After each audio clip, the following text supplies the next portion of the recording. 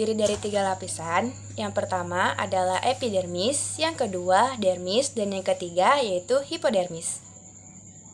Epidermis adalah lapisan kulit yang paling luar, tersusun atas sel epitel yang mengalami keratinisasian atau pendewasaan. Sel-sel epidermis terdapat pembuluh darah, dan serabut saraf terdapat juga stratum corneum dan mengandung pigmen-pigmen tersebut yang menentukan kulit kalian berwarna putih, hitam, atau sawo matang. Selanjutnya adalah dermis. Pada dermis terdapat otot penggerak rambut, pembuluh darah, pembuluh limpa, syaraf, kelenjar minyak, kelenjar keringat, dan berhubungan langsung dengan kapiler darah dan serabut saraf ketika kamu beraktivitas. Saat beraktivitas, tubuhmu mengeluarkan keringat, itu bertujuan agar suhu tubuh kamu tetap dingin karena akibat adanya pembakaran. Jadi tubuh akan mengeluarkan keringat untuk menyeimbangkan suhu dalam tubuh dan lingkungan sekitar. Yang ketiga adalah hipodermis. Pada lapisan ini terdiri dari kumpulan jaringan ikat yang berfungsi untuk meletakkan kulit pada otot. Terdapat banyak jaringan lemak sehingga juga berfungsi untuk mengatur suhu tubuh. Alergi biasanya muncul saat sistem kekebalan tubuh bereaksi terhadap alergen yang dianggap berbahaya. Walau sebenarnya tidak, maka itu terbentuklah antibodi yang disebut imunoglobulin atau E. Saat kontak antar tubuh dan alergen kembali terjadi, tubuh akan memproduksi lebih banyak LEG. Kemudian, alergi akan memicu perlepasan zat-zat kimia alami seperti histamin yang menyebabkan gejala-gejala alergi. Risiko seseorang untuk mengalami alergi juga dapat meningkat karena faktor keturunan serta lingkungan. Hal ini umumnya terjadi pada anak-anak jika ayah atau ibu memiliki alergi tertentu. Anak juga berisiko tinggi memiliki alergi, meski jenis alerginya tidak selalu sama. Faktor lingkungan juga dapat mempengaruhi risiko alergi.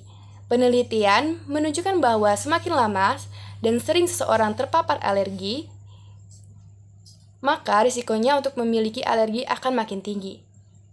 Risikonya untuk memiliki alergi akan makin tinggi. Yang dapat menjerumus pada alergi adalah merokok, polusi, infeksi, dan hormon.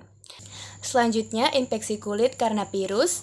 Infeksi pada bagian terluar tubuh dapat disebabkan oleh virus, yaitu mikroba yang dapat berkembang biak hanya jika berada di dalam organisme hidup, termasuk juga manusia. Beberapa virus seperti herpes, HPV, dan cacar termasuk yang umumnya menyebabkan gangguan pada kulit.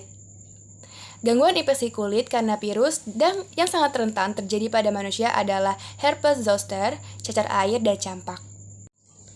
Selanjutnya adalah infeksi kulit karena jamur. Gangguan pada kulit juga dapat disebabkan oleh jamur.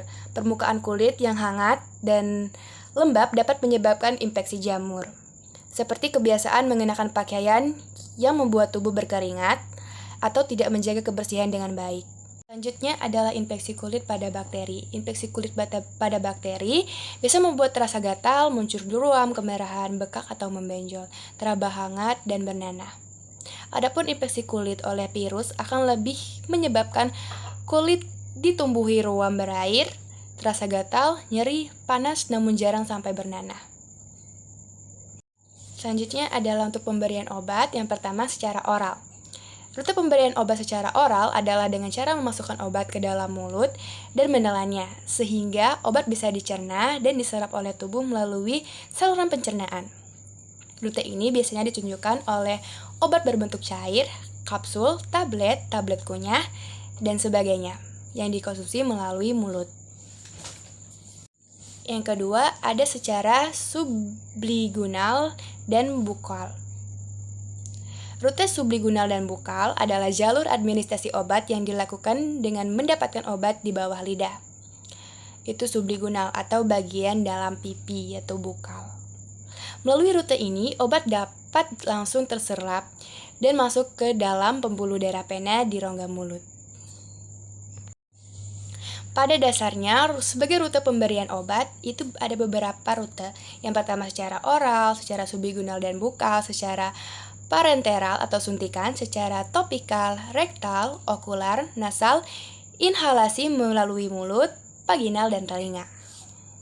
Jerawat dapat disebabkan oleh gesekan kulit dengan benda, misalnya jerawat di wajah akibat sering mengenakan penutup kepala, jerawat di leher karena memakai baju yang terlalu ketat di bagian kerah, dan jerawat di punggung akibat sering menggunakan ransel.